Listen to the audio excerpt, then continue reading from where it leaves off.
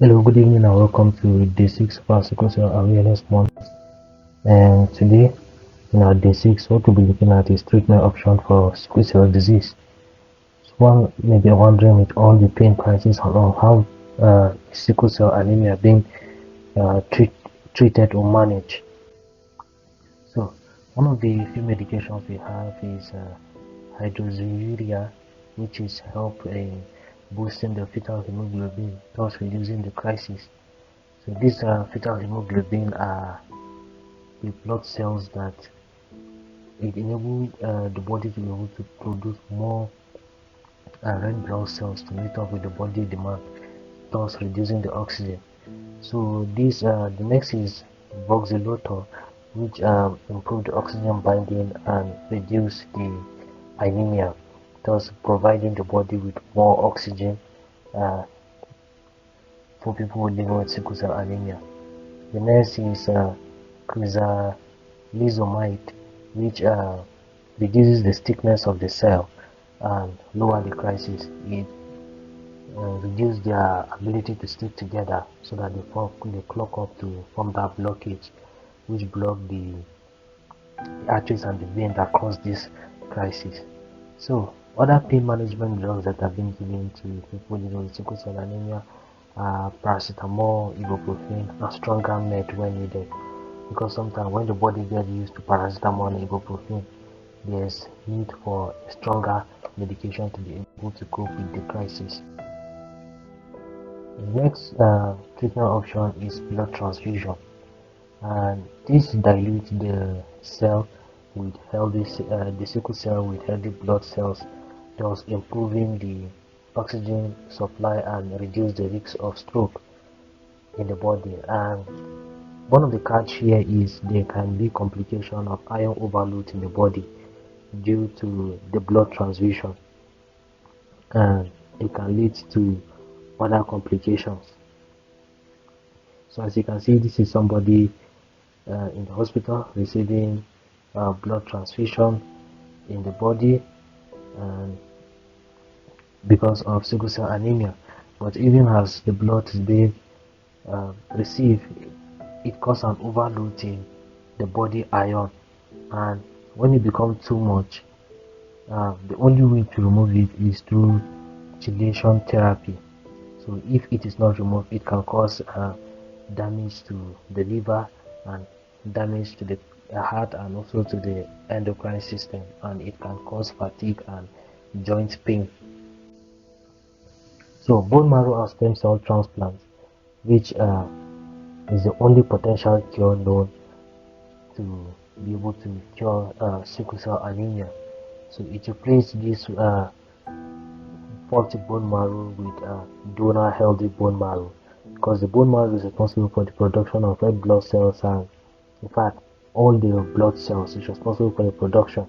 But the question is, which of the bone marrow?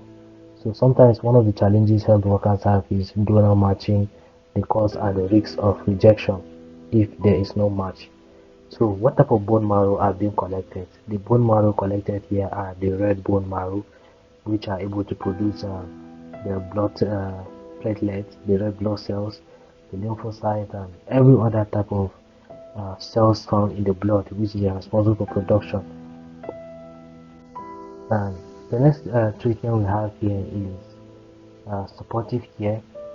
So hydration prevent crisis. We have talked about that in episode 4, where we talk about hydration, and nutrition is also very important. So people living with sickle cell anemia are advised to take more vitamin, minerals, and folic acid to improve oxygen uh, binding to the red blood cells. So vaccination to protect against infection. We also stated that previously that the spleen gets affected, so their immune system tends to be weak. So vaccination is the only way to be able to boost their immune system so as to ward off the against infection, to boost the body immune system to ward off infection. So sickle cell patients should avoid triggers like stress, cold, and high altitude. We have also talked about that in episode 4, and it's very important for you, if you are just joining us for the first time today, to really go back and to understand what we are saying here. So regular medical checkup is also very important for people living with sickle cell anemia. So they can check their blood. The blood sample can be collected to run a couple of tests to see if there's anything that can trigger crisis within a short period of time.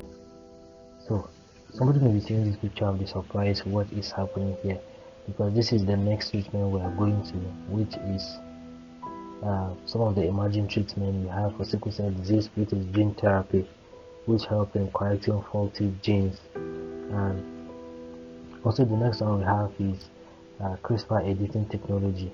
With this now, it allows scientists to be able to edit one's gene, so that mutated genes that cause this sickle cell anemia are being replaced with other healthy genes, depending on their loci, where they are located in the gene. So this is next thing we are going into is holistic and psychological treatment, which involve counseling and mental health care, because sickle cell patients tends to have stigmatization. So counseling and mental health care is a priority for people living with sickle cell anemia, so as to avoid having mental challenges due to stigmatization, and also having support groups for encouragement. Very important. We discuss about the crisis. This is specifically between a sickle cell patient and an organization responsible for this. The next holistic and method is prayer. Someone may be wondering, what is prayer doing here? Prayer is very important. So I believe that even through prayers, we can be able to sickle cell anemia can be cured. So beyond the counseling and the mental health care, beyond the support and group, prayer is also very important in psychosocial treatment. So what are the key takeaways from today's series? Is there's no simple cure yet for sickle cell anemia. Everything I've talked about here is very expensive, and people living in the third world nation will not be able to afford that. But this treatment tends to save life. So medication help in reducing complications, and transfusion and transplant offer hope. But how many people will be able to form this transplant and transfusion? So supportive care is equally important for people living with sickle cell anemia, and also gene therapy hold promises for the future.